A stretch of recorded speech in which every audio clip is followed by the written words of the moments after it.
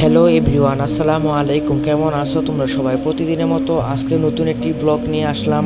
আজকে আমি একটু ময়মনসিংহ যাব আমার একটা দরকারি কাজে। কি কি করলাম তা থাকবে আজকের এই ভিডিওতে। বাসা থেকে বের হয়ে পড়লাম, তারপর আমি হাঁটতে হাঁটতে আমাদের স্টেশনে চলে আসলাম। তারপর ট্রেনের জন্য কিছুক্ষণ অপেক্ষা করতেই ট্রেন চলে আসলো।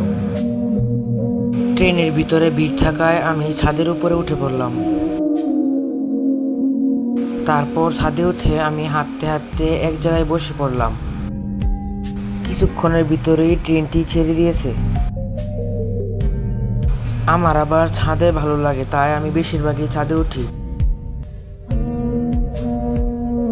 ইদানিং একটু বেশি বৃষ্টি পড়ার কারণে এই জমির কি অবস্থা।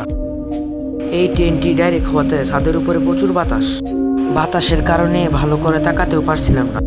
এই ট্রেনের ছাদে 4-5 জন বাদে আর কেউ নেই।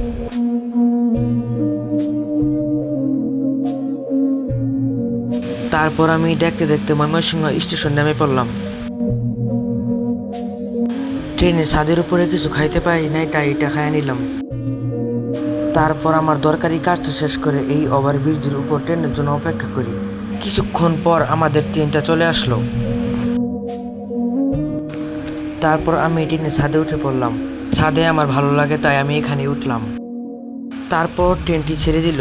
ট্রেন ছাড়তে ছাড়তে প্রায় সন্ধ্যা হয়ে গিয়েছে। তারপর আমার আসনে বসে কিছু ভিডিও করে নিলাম। এখন পুরোপুরি সন্ধ্যা হয়ে গিয়েছে। আজকের সন্ধ্যার আকাশটা ভালোই সুন্দর। সবাই আমার চ্যানেলটি সাবস্ক্রাইব করে দিবেন।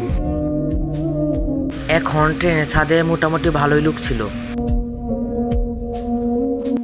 দেখতে দেখতে আমাদের গফরগাঁও স্টেশন চলে আসলাম। আজকের ব্লগটি এ পর্যন্তই। সবাই ভালো থাকবেন, সুস্থ থাকবেন। আল্লাহ হাফেজ।